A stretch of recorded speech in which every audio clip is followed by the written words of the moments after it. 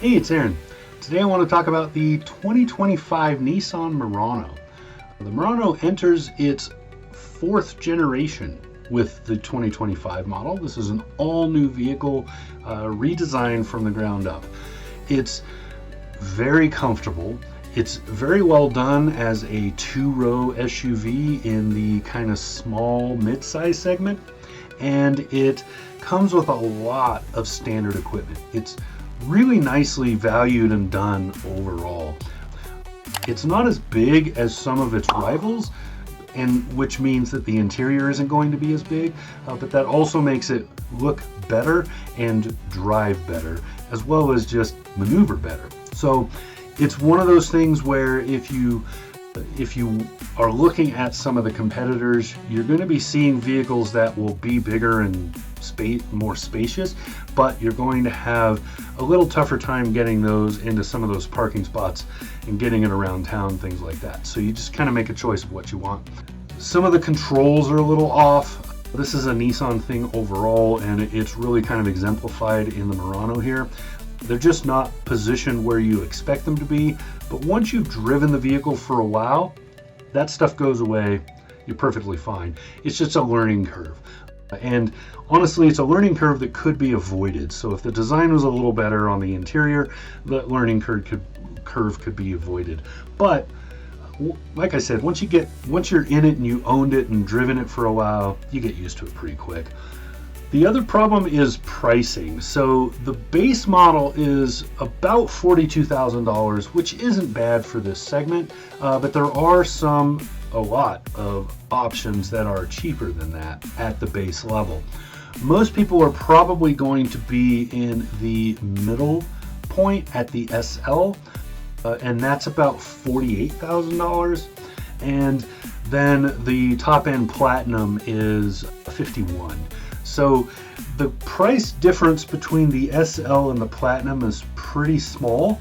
So a lot of people are probably going to look at that and then look at the other and say, it's not really that big of a difference. For $50 more a month or whatever, I could move into the Platinum model and have the top end. But once you're at that point, there are three-row options and other vehicles from competing companies that frankly just make better interiors, like Mazda and people like companies like that really kind of outshine the Murano at that point. So if you're at that price point, you really should be shopping around. But if you're going to be in the lower or the middle, especially the lower end, if you're going to be at that $42,000 SV model, this is really your best option. This is one of the best ones on the market at that price point. But you're not going to have all the little bells and whistles. You're just going to have, but like I said, it comes with a ton of standard issue technology, and that technology is very, very good. It includes things like radar controlled cruise control, things like, and adjustable driver seat, all that stuff. Heated seats are also included. So there's a lot of nice things that are included at the base that probably will sell the vehicle to you. So especially at that price point. So powering the Murano is a 2-liter 4-cylinder engine, puts out 241 horsepower. It's actually a pretty good engine for this vehicle. It doesn't take off from the stoplight at, with like a 5-second 0 to 60 or anything, but it does get the job done and feels pretty confident most of the time doing it. So that's not an issue. One of the reasons that engine feels good in a vehicle of this size is the 9-speed automatic transmission, which is a great step up from the CVT that Nissan was using before. This is a very good transmission. It knows when to apply power and makes that little inline 4 feel bigger than it is, which is why the Murano always feels confident. The towing is kind of meh. It's only 1,500 pounds, so basically nothing. But I would get the trailer hitch anyway if you can option that, because you can extend that cargo a lot by putting accessories on the back. So there's that. Otherwise, this is a front-wheel drive or all-wheel drive vehicle. I would personally opt for all-wheel drive, not just for weather, but also for resale down the road. just much better resale with all-wheel drive vehicles versus standard front-wheel drive. You don't really lose any fuel economy doing that. Fuel economy in this is going to be somewhere around 27 on the highway. Most people should be able to achieve that. I'm at very high altitude here, so I was just under that, so I think most people will hit that.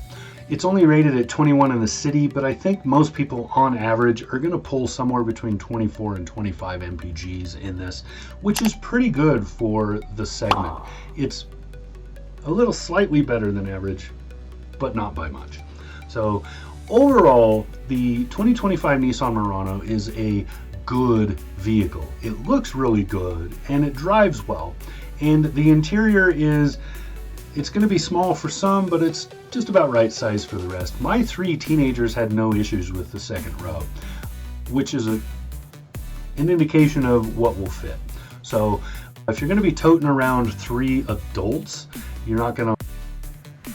So if it's going to be 4 of you in the car, this is fine. If it's going to be 5 of you, the back seat is going to become an issue, especially if they're larger than average. So, but that's true of the whole segment, so it's not really a knock on this car. So there you go. That's what I got on the 2025 Nissan Murano. This has been Aaron. Talk to you again soon.